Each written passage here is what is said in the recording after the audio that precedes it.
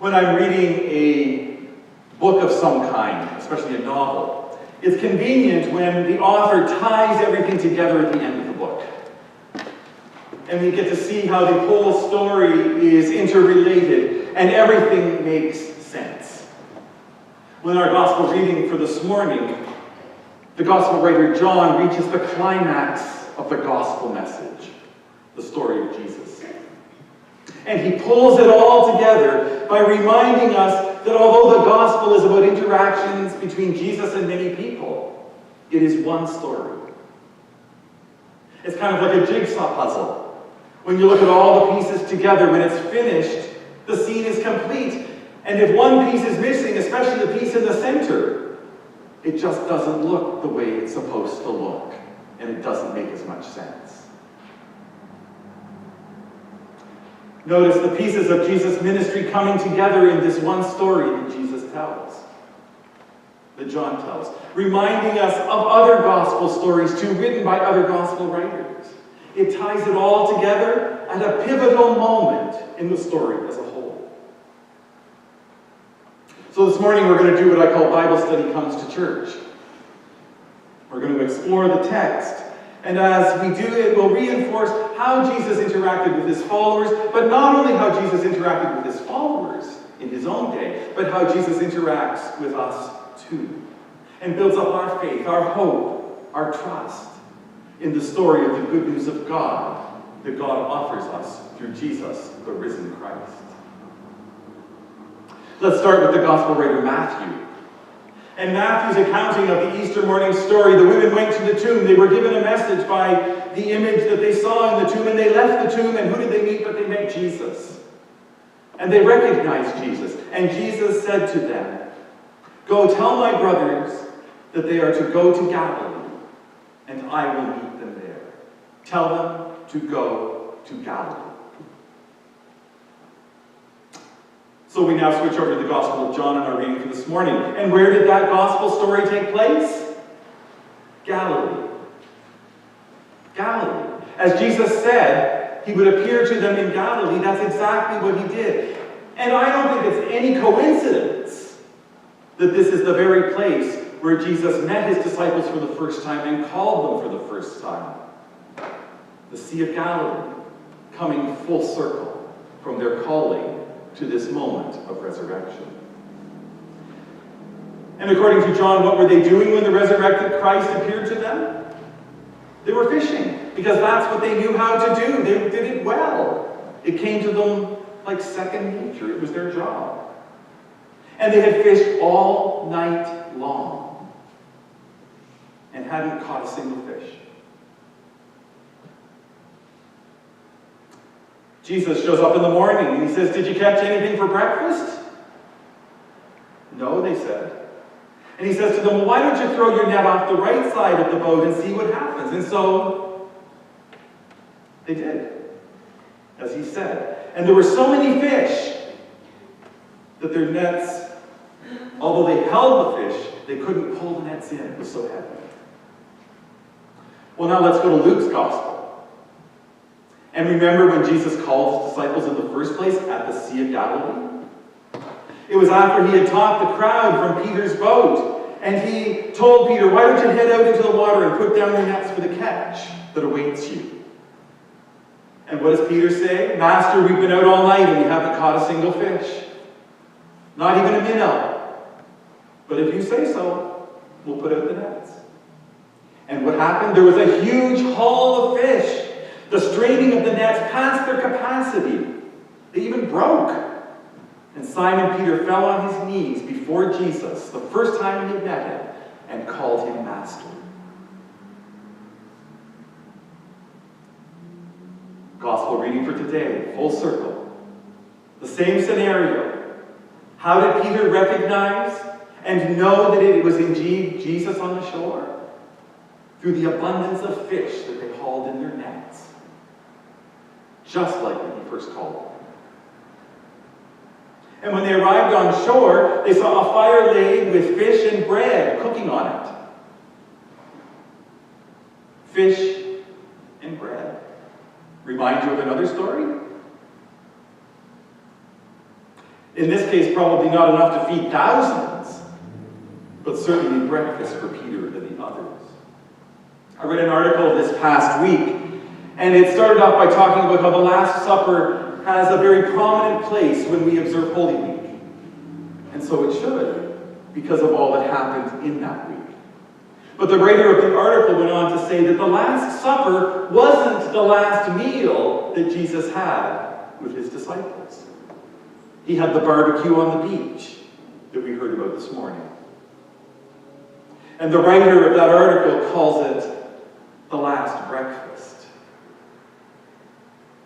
And it's equally as significant as the Last Supper was because of what happened when breakfast was over, what transpired between Jesus and Peter.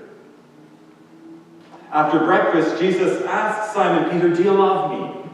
And how many times did he ask Simon Peter if he loved him?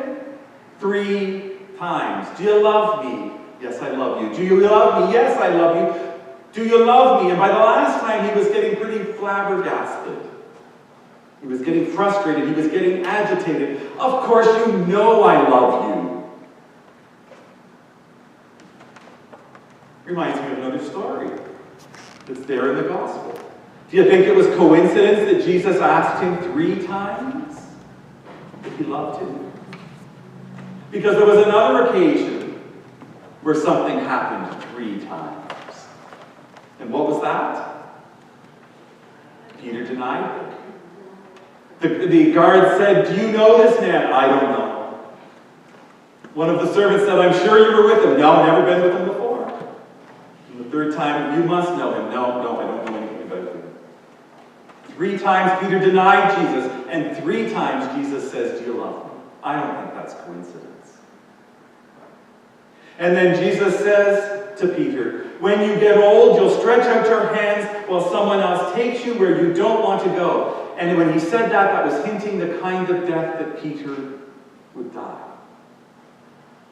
And it echoes something that Matthew recorded earlier on, when Jesus said to his disciples, when he was teaching them, "They're going to throw you to the wolves and kill you, everyone hating you because you carry my name." And then the story ends with the familiar words of vocation and ministry. "Follow me." Full circle. Sea of Galilee, fishing, follow me. Sea of Galilee, fishing, follow me. Well, no Bible study is complete, though, without going a step further and asking, so what does all this mean for us today? So what? What does it mean for us on our journeys of faith? What does it mean when it comes to our encounters with the risen Christ? Well, the first thing is, where John ends the story in our gospel today isn't in fact the end of the story. Because the story of the resurrection is still being lived out today in you and in me. It hasn't ended. It is lived out in our witnesses and Easter people. Yes, we face daunting, overwhelming, exhausting tasks of remaining faithful to our discipleship in this fragile and broken world. But we do see signs of resurrection if our eyes are open and our hearts are receptive. At Holy Spirits the other night, on Monday evening at Wixon's, we talked about Easter and resurrection because we're in the season of Easter and we are focusing on resurrection. And so the 2 questions were, what does resurrection mean today for us? And where do we see signs of hope and promise of the resurrection in our lives and in our world? And there was one comment that struck me in particular. The participant said, "We know the resurrection when we see countries that are overthrown by political extremists and who set up governments that throw the country into chaos. Their lives go into a downward spiral as their control is taken away from them and choices are made for them. But eventually another party comes to power. Another person takes over the government. And they go in a different direction, and the crisis is diffused, and things turn around, and people feel safe again, and secure again, and there's hope again, and life is good again. That's resurrection. And the example that they cited was Romania. and the journey that people there have taken politically to the depths of hopelessness, and rising from the pit of despair to experience hope and new life again. There is resurrection in our world, and there is resurrection in our lives when we pay attention to see it and acknowledge it and know it to be true. Another thing to take away from our gospel readings for today. Much to my father's chagrin, I don't like fishing. Never did, and never will. But I can tell you, if I did like fishing, I'd want to go fishing with Jesus. Because when you go fishing with Jesus, the nets are always full, and the catch is more than can be imagined or anticipated. But the truth is, we do go fishing. We go fishing for people. We go fishing for opportunities to serve as God calls us to serve. We go fishing for encounters that we can have to meet the risen, living Christ.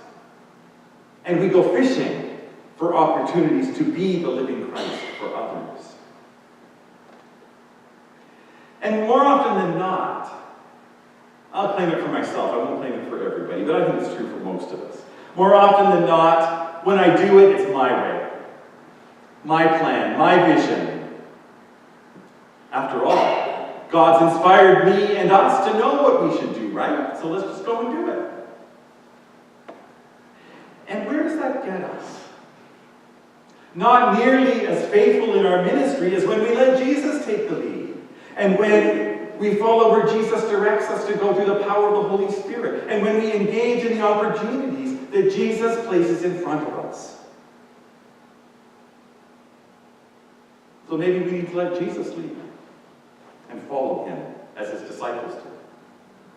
Another takeaway from the gospel is that in human terms, Peter messed up. He failed. He disappointed Jesus, even though Jesus told him it was going to happen, when he denied knowing or having any affiliation with him. Yet Jesus didn't write him off. Jesus saw the potential in him. Jesus equipped him to continue to serve in ways that would make a lasting difference in discipleship. And he must have done that because he established the early church, which brings us here today, 2,000 years later. He was an important piece of establishing the church of Jesus Christ. And the same is true for you and me. And again, I'll claim it for myself. You can claim it for yourself if you need to, is I mess up royally. And I likely disappoint Jesus from time to time. Hopefully not too often, but sometimes. But Jesus sees the value in each one of us too. Jesus doesn't give up on us either. Jesus continues to call us and to use us and to equip us for the ministry that Jesus continues to invite us into. And all through the grace that comes from God. Not because we deserve it. Not because we are worthy. But simply because of God's grace. And finally, I don't actually really like fish all that much. And I'm not sure that I like barbecued fish. But I'd love to have been at that barbecue breakfast with Jesus. With Jesus as the host. Providing all that we need to be fed and nurtured and sustained in the gift of faith and in our response of faithfulness. And you know what? The truth is, we do have an amazing opportunity to share a sacred, holy, life-giving, faith-enhancing meal with Jesus as our host. Right here this morning as we gather at that table. Where we will receive everything we need, and in fact more than we need. The bread of life, the cup of salvation, offered to each and every one of us. Yes, the scriptures are a gift. God's word telling us the story of our faith. But remember the story isn't finished being written because we're part of God's story. And if someone were to write our discipleship story, our discipleship memoir, I wonder what they'd say about our faithfulness in serving the risen Christ. the one who has and will continue to appear before us, the one who calls us, just as he appeared and called Simon and the other disciples too. So something to think about, something to pray about, something to reflect on your homework as you go home for the coming week. What is our faithful legacy? What is our gospel legacy for those who come after us? What is our legacy because of who the risen Christ is for us? What is our legacy because of who we are to the risen Christ?